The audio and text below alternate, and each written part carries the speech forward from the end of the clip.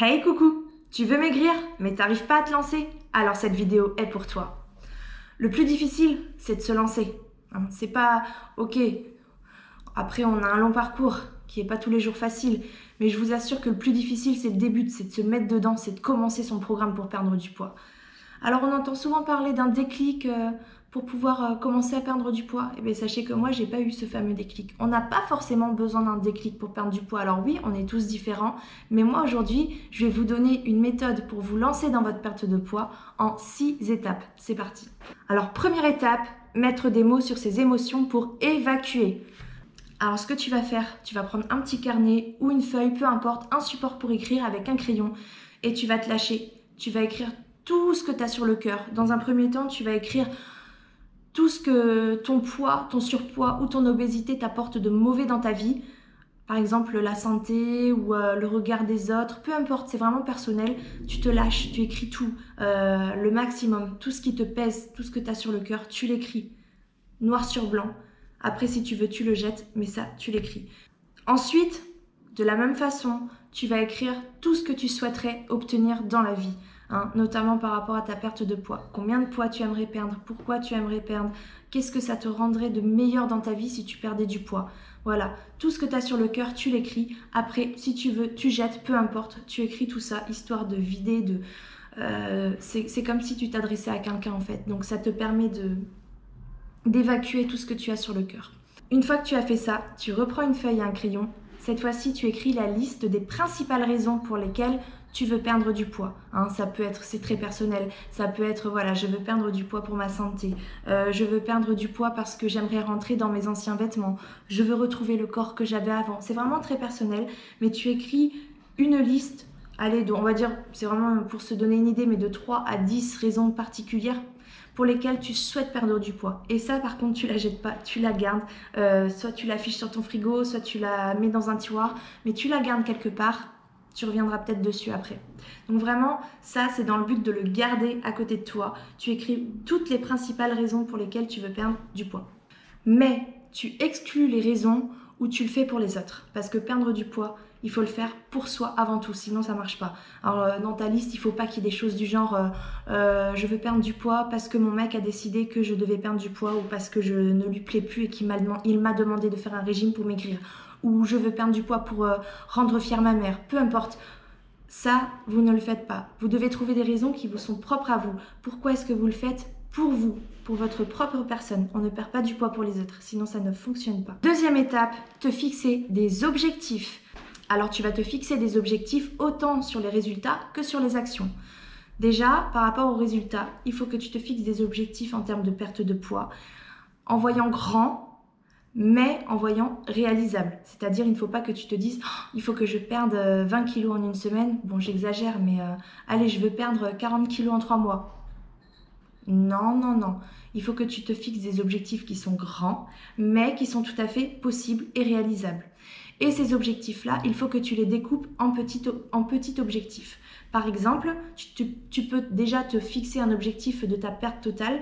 Admettons, tu as 20 kilos à perdre au total. Tu vas te dire, voilà, je veux perdre 20 kilos en un an, 20 kilos en 9 mois, peu importe, c'est à toi de voir. Sachant qu'une perte de poids optimale et raisonnable, une bonne perte de poids, c'est environ 2-3 kilos par mois. Pas beaucoup plus. Et à côté de ça, tu peux te mettre des petits objectifs, genre j'aimerais passer aux 2 chiffres avant telle date, j'aimerais voir ce chiffre avant telle date, pour l'été j'aimerais atteindre tel chiffre, ou voilà, ce mois-ci j'aimerais perdre tant. Des petits objectifs petit à petit aussi. Et ensuite, il faut te fixer des objectifs en termes d'action, c'est-à-dire comment est-ce que je vais m'y prendre pour perdre du poids. Quel programme alimentaire je choisis, quelle méthode, voilà. Moi par exemple, pour ma part, ce que j'ai choisi, c'est de compter mes calories, donc je crée un déficit calorique et je varie mes apports caloriques tous les jours. D'ailleurs, mon challenge perte de poids sur Instagram, c'est basé là-dessus. Tu peux le faire si tu veux, tu peux choisir autre chose. Il faut que tu choisisses quelque chose qui te corresponde à toi et avec lequel tu te sentes bien. Et surtout, il ne faut pas que tu choisisses un programme ou un régime qui soit trop restrictif, parce qu'alors là, si c'est trop difficile, trop restrictif, que tu as faim ou que tu te frustres trop, ça ne va pas marcher. Ou alors ça va marcher, mais derrière tu risques de reprendre du poids parce que tu vas te frustrer énormément, d'où l'effet yo-yo, et en plus c'est vraiment pas bon pour la santé. Donc choisis-toi un programme qui est adapté à toi, et ensuite mets-toi aussi en place des petits objectifs, en termes d'action toujours, sur la courte durée. Par exemple, moi, ce que je fais, c'est mois par mois, je me fixe 3 nouveaux objectifs. Ça peut être boire plus d'eau, faire du sport, faire tant de séances de sport. Ça peut être manger plus sain, plus équilibré. Il peut y avoir vraiment beaucoup de choses. Donc, c'est à toi de trouver tes objectifs à toi qui te correspondent. Par contre, le plus important, c'est d'y aller progressivement. Il ne faut pas que tu commences tout d'un coup, que tu te dises, voilà, là, je suis motivée à fond et je vais tout faire.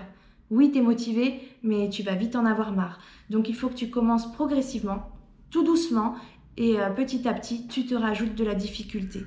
Troisième étape, la préparation mentale.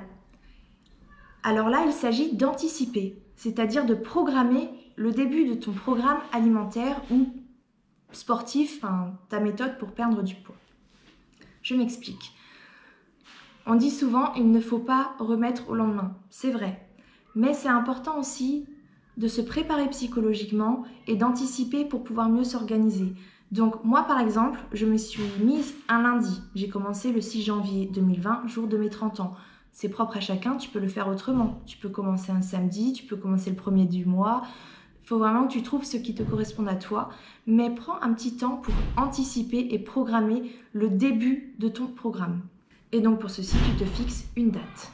Ensuite, il est important aussi de te prendre un temps où tu es dans un moment de relaxation, de détente. Ça peut très bien être dans ton canapé, allongé dans ton lit, dans le noir, dans le calme, ou encore dans ton bain. Et là, tu vas essayer de visualiser tes objectifs. Il faut que tu te visualises en fait en train d'atteindre tes objectifs et de réussir. Donc ça peut être monter sur la balance et voir le chiffre que tu souhaites voir. Ça peut être rentrer dans un pantalon dans lequel tu n'es pas rentré depuis longtemps. Là encore une fois, c'est propre à chacun. Mais très important, se visualiser pour anticiper ses réussites. Quatrième étape, s'organiser. Maintenant que vous savez comment vous allez vous y prendre et quand est-ce que vous allez commencer votre programme, essayez de bien vous organiser. Si vous avez peur de craquer sur la nourriture ou de vous poser la question de savoir ce que vous allez préparer à manger, préparez vos menus à l'avance. Ça peut être une solution. Dans ce cas-là, ce que vous faites, c'est que vous faites un petit inventaire de tout ce que vous avez dans votre frigo, vos placards. Ensuite, vous cherchez des recettes que vous souhaiteriez manger, mais pas quelque chose de trop restrictif, je le répète, c'est très important. Et une fois que vous avez créé vos recettes, vous faites vos courses en conséquence. Comme ça, vous aurez tout ce qu'il faut à la maison pour pouvoir réaliser vos recettes. Organisation, c'est aussi préparer tout le matériel dont vous aurez besoin. C'est tout con, mais par exemple, avoir une balance pour pouvoir se peser. Anticiper le jour de votre pesée, la fréquence de votre pesée. Quand est-ce que vous allez vous peser? Une fois par semaine? Quel jour? Le lundi, le vendredi ou une fois par mois? Là encore, c'est propre à vous. À vous de savoir si vous souhaitez vous peser tous les jours, une fois par semaine, une fois par mois. Et de quelle manière vous allez le faire. Vous devez vraiment tout anticiper. Moi, par exemple, je me pèse tous les lundis matins, à jeun, au réveil, après de passer aux toilettes. C'est des petites choses comme ça, mais qui se pensent. Il faut le penser avant de le mettre en pratique. Au niveau du matériel, c'est aussi par exemple la balance. Il lui faut des piles. Vérifiez que vous avez bien des piles dans la balance. Ça peut être si vous avez décidé d'allier sport avec alimentation, vérifiez que vous êtes inscrit à la salle de sport, que vous avez le matériel chez vous. Vérifiez que vous avez aussi les applications nécessaires dans votre programme. Par exemple, moi je compte mes calories, il me faut une application pour compter mes calories. J'ai aussi une application pour noter mon poids. Toutes ces petites choses-là. N'oubliez pas aussi de prendre une photo de vous avant de commencer. Ça peut paraître anodin, mais même si vous ne partagez pas votre avant-après par la suite, le fait d'avoir une photo de vous avant de vous lancer, plus tard, quand vous aurez perdu du poids, vous reprendrez une photo, alors que vous vous regarderez dans le miroir, vous direz « j'ai pas l'impression d'avoir maigri, j'ai pas l'impression d'avoir changé », et quand vous mettrez les photos l'une à côté de l'autre, là vous prendrez conscience du chemin que vous aurez parcouru et ça vous motivera énormément pour la suite. N'oubliez pas aussi d'avoir de quoi vous prendre vos mesures, c'est-à-dire d'avoir un mètre pour pouvoir vous mesurer, c'est très important, aussi important que la balance, notamment si vous faites du sport.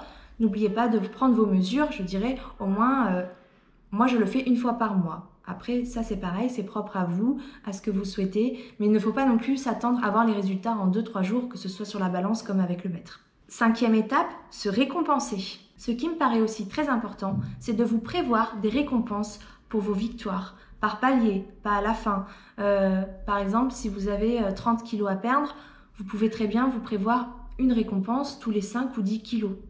C'est à vous de voir. Mais c'est très important de aussi se récompenser. Donc là, c'est pareil, c'est propre à vous. Si vous souhaitez aller chez le coiffeur, vous faire un soin, un massage, vous acheter de nouvelles tenues, à vous de voir. Mais c'est très important aussi de prévoir des objectifs avec des récompenses à la clé. Ça va vous motiver pour la suite. 6e étape, lancez-vous! Et surtout, ne vous lancez pas, par exemple, un lendemain de sortie en boîte de nuit. Bon, je sais, en ce moment, on est en confinement, mais ce que je veux dire par là, c'est qu'il faut que vous soyez en forme et que vous preniez soin de vous. C'est très important avant de se lancer.